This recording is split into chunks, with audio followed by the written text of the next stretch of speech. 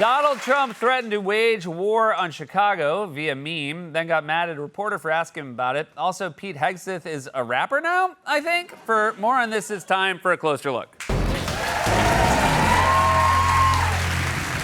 Real quick, right before we started taping, Democrats in Congress said they obtained the infamous birthday card Trump sent to Jeffrey Epstein. Here it is. There you go. Now I think I know why he's been spinning out so much. Aside from his ties to a notorious sex trafficker, he doesn't want people to know he's such a artist. Just get a card from Hallmark next time.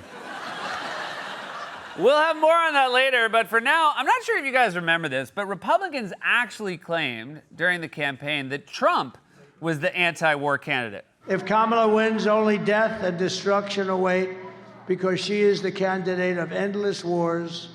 I am the candidate of peace. I am peace.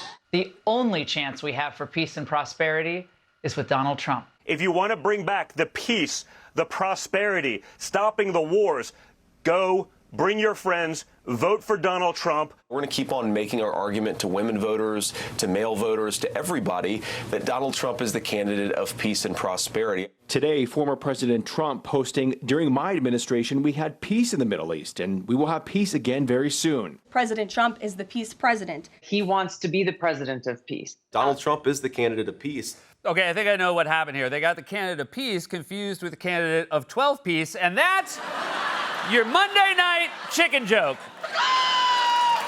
Get your week started right. Take care of yourself. Life is stressful. Enjoy the chicken joke to start your week. Seriously, you listen to the dude they're describing in those clips and start thinking, can we meet that Donald Trump, the Donald Trump of peace, or is he too busy growing his own food on a small parcel of land in the Himalayas? Because the Donald Trump we know has bombed at least 7 different countries in his 2 terms and bragged about sending billions of dollars in weapons to oppressive regimes. Also, it's so crazy to call one of the world's most annoying loudmouths the candidate of peace. One thing Donald Trump has never given anyone is peace. He never shuts up. After his first term ended, I thought we were free, and then he talked all the way through Biden's term. I'm so used to hearing this man's voice, I can't fall asleep without it. That's for real. This is the white noise machine I use at night. Birds, Gulf, China, rigged, fake news. Russia, Russia, Russia. And even when I try to sound the settings, it changed the settings, it sounds like this. Ding, boom, bing, bong, ding, bing, bong, ding, bing, bing, bing. This isn't where the sound came from. So Trump called himself the candidate of peace. Now, usually this is where we would play a clip that directly contradicts that idea. But in order to do that, we have to find a clip that fits perfectly, like a clip where Trump is doing the opposite of peace. But I don't know if we can do that. I mean, what is even the opposite of peace? President Trump signed an executive order to rebrand the Defense Department as the Department of War. They got me again. They played a montage. They played a montage of me saying one thing, and then right after, a clip of me doing the exact opposite. And people love it. They love the contradictory clips, and I'm bringing it back stronger than ever.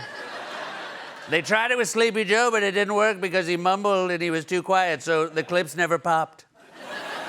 But now I yell one thing, and then I yell the opposite, and it plays great. We're bringing back jobs. We're bringing back the gotcha late night clips, and we're bringing back measles, and that's 2 out of 3, and that's pretty good. Now, I'm sure you're asking yourself, what's the point of changing the name of the Department of Defense to the Department of War? Here's Pete Hegseth to explain. Please, Mr. Secretary, reassure us that we're in safe hands. At your direction, Mr. President, the War Department is going to fight decisively, not endless conflicts. It's going to fight to win, not to lose. We're going to go on offense, not just on defense. Maximum lethality, not tepid legality. Violent effect, not politically correct. We're going to raise up warriors, not just defenders. I'm sorry, was he rapping? Was it slam poetry night in the Oval? Because it sounded like he really wanted the rhymes to land. You know, whenever something weird like this happens at the Oval, I just love watching Trump's face. I mean, look at him. He's either falling asleep or desperately trying to pretend he's not there. I would swear he was cringing if I thought he was medically able. I think even he knows that a white guy named Pete rapping about changing the name of a government agency is incredibly lame. He's probably sitting there thinking, oh, I wish this was a Democrat doing this so I could just go off. I'd say something like, he's not Eminem, he's more of a milk dud, and then everyone would call him Milk Dud Pete. That would be so funny. But sadly, he's one of my guys. Oh, he's still going.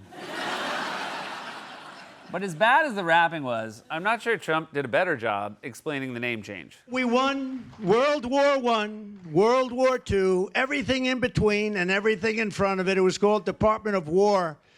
And then we went woke after the Second World War. You're saying America went woke in 1945? I must have missed that in the old newsreels. Newsflash, the war is over. Our boys are back from the Pacific, and just in time to learn about cancel culture. Hey there, sailor. I hope you got consent before puckering up. Or else the next place you're setting sail for is a meeting with HR, because America is woke now.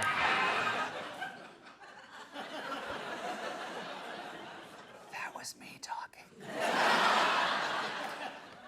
So what's this really about? Is a name change supposed to intimidate our enemies, or is the intended audience here at home? Because while the president is threatening war abroad, he seems even more interested in waging war against Americans. Tensions rising in Chicago, with residents and officials bracing for President Trump's plan to send federal law enforcement agents there. Earlier today, Trump posted this AI-generated picture on Truth Social with the comment, I love the smell of deportations in the morning, followed by Chicago about to find out why it's called the Department of War. What happened to the candidate of peace? I'm sorry, sir, but this is not going to look good on your application for the Nobel Peace Prize. Until now, I thought it was kind of silly that the Nobel Committee put a question on their submission form that said, have you ever posted an AI-generated meme of yourself as a movie character threatening war? Fun fact, that's also why Gandhi never won the Nobel Peace Prize. We all remember when he famously posted that meme of himself as the Punisher with the words, eat a bag of England.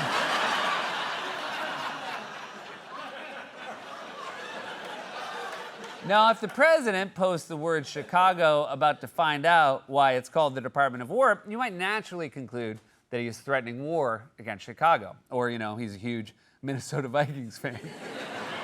And if you're a reporter, you might even ask him a question about that. But if you do, turns out you're fake news. That's fake news. When you say that, darling, that's fake news. Well, why would I you don't the go to Department war. of Defense? Listen, be quiet. Listen. You don't listen. You never listen.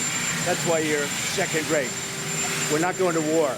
You're the one who said the word war. If you don't want people to ask if you're going to war with Chicago, then don't post memes with the words war and Chicago. If you send a text to your spouse that says, I'm going to cheat on you, they will understandably be upset and have questions, even if you follow it up with a panicked second text that says, in Scrabble.